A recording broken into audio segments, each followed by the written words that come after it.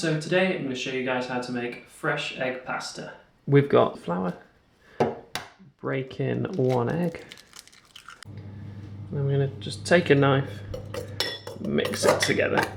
Now you can do this in a food processor if you've got one. If you don't, this will work just as well. So once it starts to sort of lump up and come together, you have to scrape it off and get your hand in until it starts to form a dough. I'm just going to tip this out onto the side. Now you would normally work with a much bigger batch than this, but I'm a bit short of flour and eggs at the minute. Now you'll see that I've not used all the flour. My dough started to look a bit dry, so I took it out of the bowl and just keep working it. I think my egg was a little small. And what you want is a really nice smooth looking dough, so I just need to keep kneading this for about 15 minutes.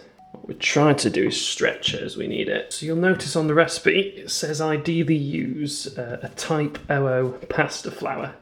What that means is it has a higher gluten content and it's much finer milled. Alternatively, you could use a bread flour because it has that same sort of high gluten content, that strong elasticity. This is just using normal plain flour.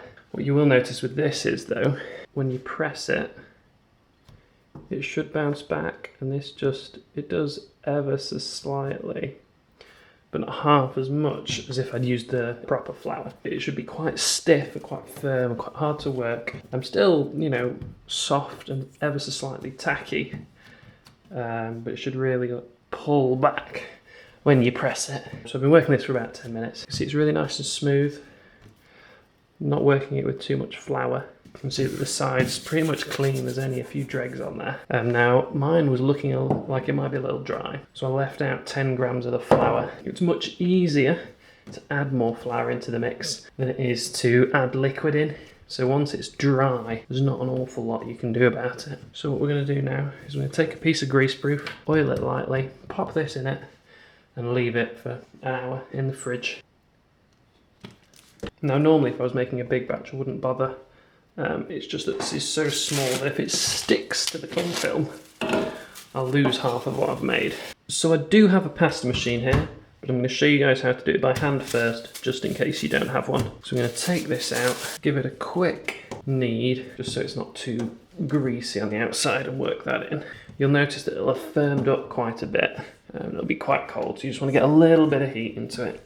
Now I'm just going to do half of this by hand. First I'm just going to press it down and flatten it out so that I can start to roll it out at roughly the sort of width I want. Getting a little thinner, so I'm going to start rolling it.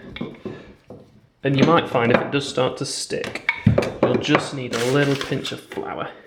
You'll be really careful though not to use too much, because what you don't want to do is dry out your pasta.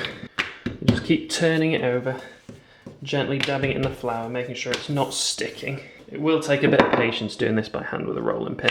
It does take a little bit of time. What you want to be able to do is see your hand through it quite clearly. You notice that mine's ever so slightly tacky, but it's not sticking, so I'm not putting any more flour down because I don't want to dry it out because that'll ruin the pasta. And I can really see my hand through that now, especially hold it up to the light. It's quite thin. I think I'll go one last time just for good luck. Now I'm going to take a chopping board and cut it. I'm just going to place this down, grab a knife and just cut down. As you cut it into strips, just flour it so that it doesn't all stick together. When we're using the pasta machine, we want to start pretty much the same. We're just going to press the dough down and roll it out. I'm going to take our pasta machine. I don't have anywhere to fix this onto, but normally they have a little clamp and you can fix it down onto your side. So what we're going to do is just gently press it in.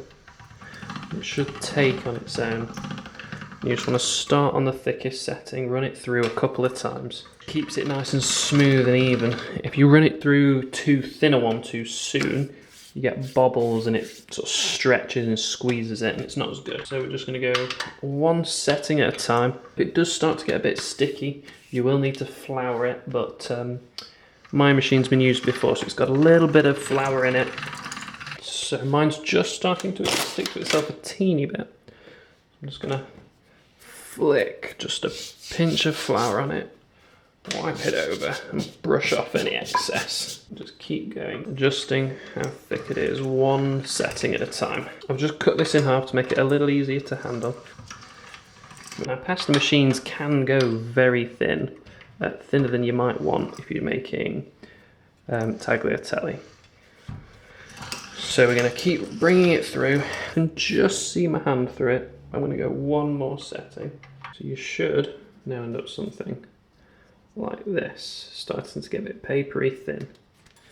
So we're just going to pop this down. So with pasta machines you usually get one of these. So this is the cutter for making tagliatelle and linguine. I've not used this before, so the first thing I'm going to do is just run a little bit of flour through it. I'm going to put a little bit of flour on this, a little bit of flour where it lands, because at this point, with lots of cuts in it, it's most likely to stick together. But now it's really important to get a nice, even sort of rhythm to your cutting. So there we have it, we've got some really nice, fine linguine. Now I've just dusted that with a bit more flour just to make sure it doesn't stick together. Fresh homemade pasta, some by hand, which is a little thicker, and some on the machine, which is really nice and fine, and it does make such a difference. If you like this video, then hit that button down below and leave a comment